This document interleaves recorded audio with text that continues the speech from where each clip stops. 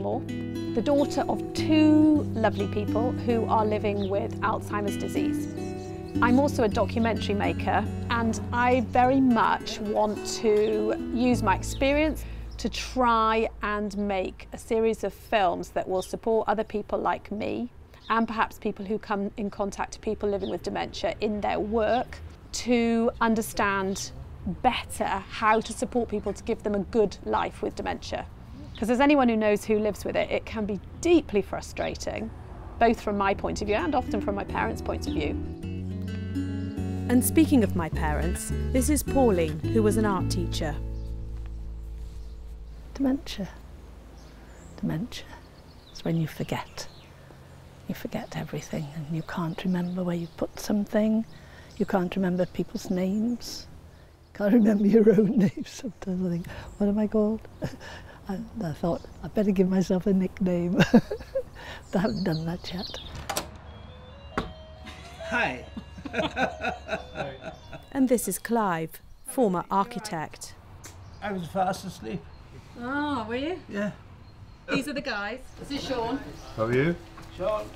Gary. Gary. Hello. Tim. Tim. This is Clive. This is Andrew. Andrew. And you know me. What ho? We're hoping to do a bit of experimental filming today. We're using our eye tracking system, which is a mobile system that the subject can wear. So this is what we're going to be doing with you today. Oh. And if you see the spot, that's showing you exactly where Tim is looking at any given point. Ah, I see. And you see how it moves about and it follows where he's doing. On the inside, pointing at my eyes, are loads of infrared cameras. So this is what we're going to have you wearing all day.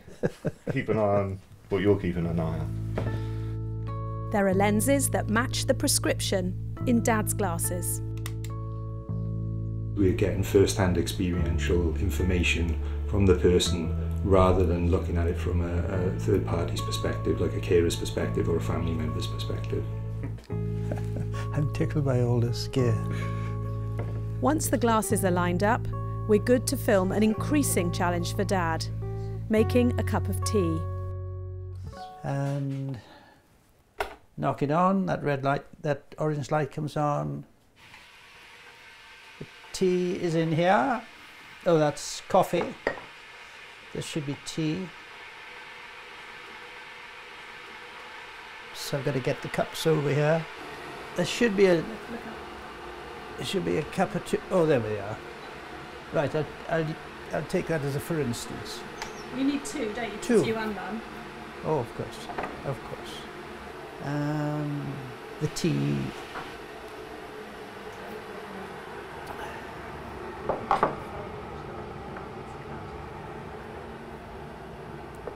I can't see any tea here actually. It's as if we're out of it. It's in those cupboards.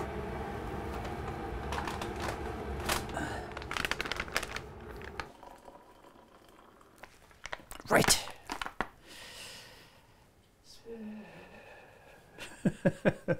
Now,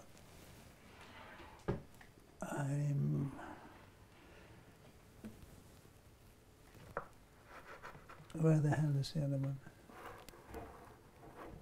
What are you looking for? Another cup. What about these two mugs, the cups in front of you? What's that? Yes, that I've made that as a cup of tea, you see. What's next to it?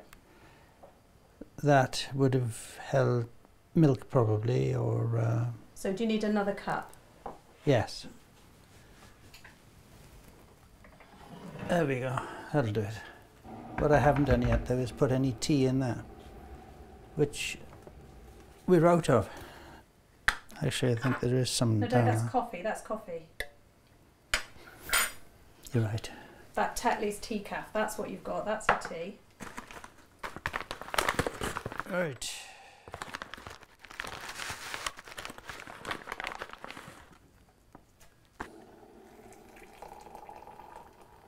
Which cup would you prefer, Pauline? The white one. The white one. So you can make tea?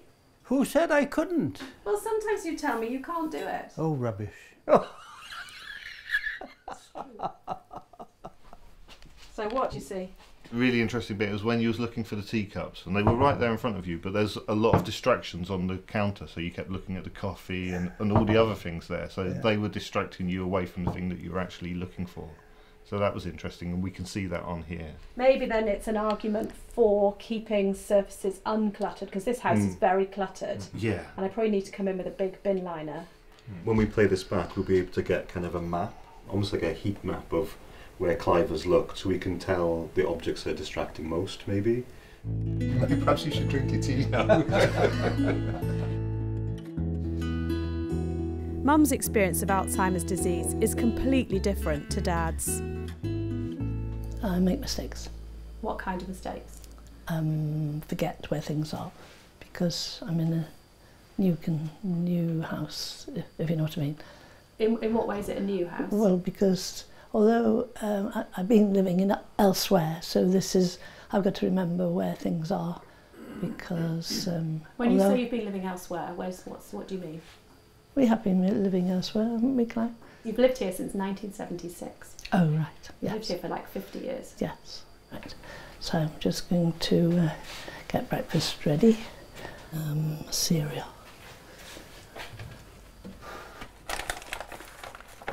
There we are. Pauline's sequencing of events was very good, and there was a definite flow, which we didn't notice with Clive as much, a bit more confused. Factual things is strong with him. We need some milk. So I'll just go into here. There may be some interesting differences between gender roles and whether or not those particular types of activities are more familiar with one gender than another, and whether or not that becomes ingrained and then it's easier for that person to remember that particular flow of tasks. So that might be an interesting thing to look at in the research.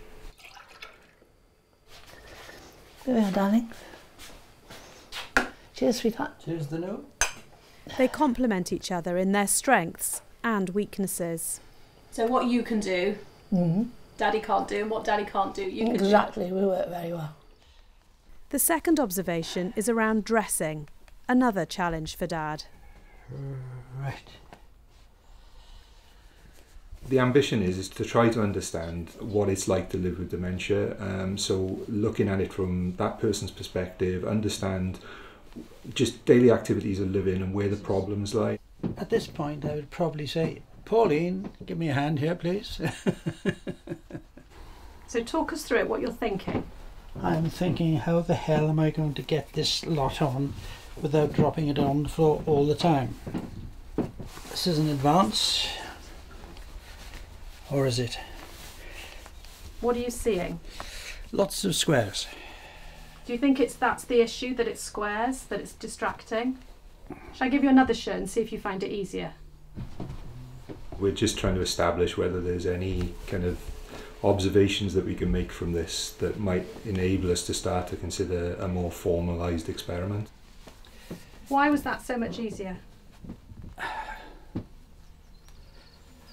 don't know. Just flowed. Experiment or not, I'm going to go out and buy Dad some plain shirts this afternoon. And I'm going to rearrange his drawers.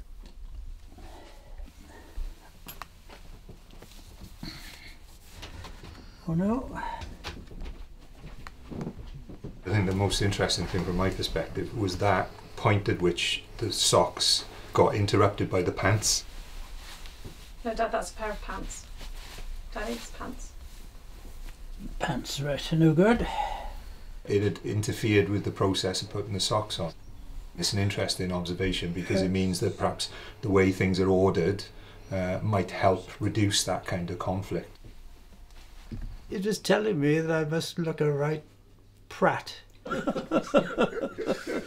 We're just interested to find out what you're thinking. So please could you make a cup of tea? 2 cups of tea again, please, Dad. Right. To test the effect of reducing clutter, I've cleared the kitchen surfaces and we're going to replay the tea challenge, just to see if it makes any difference. Switched on. Where's the tea? Here's the tea. I need a cup, and I will get a cup over here. That'll do it. There she blows. I was lucky. We've got 2 cups.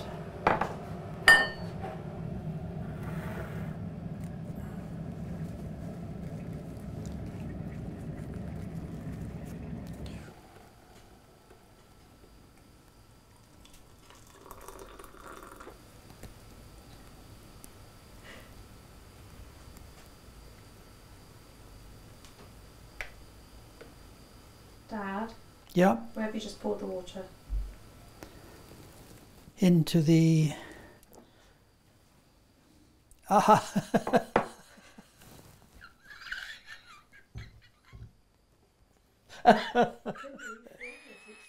I wonder if that would happen if the tea caddy was a different shape or a different material, or if it was fixed to the side of the wall, like if they were kind of built in, so you couldn't pull them into that situation, you know?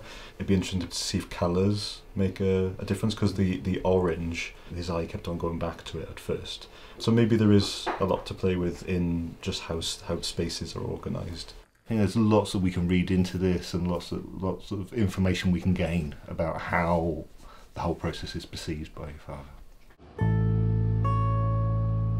There's a whole world of technology and resource, human, technical, that can come together to make something that could really support people to live well with dementia and the people looking after them to live well with dementia.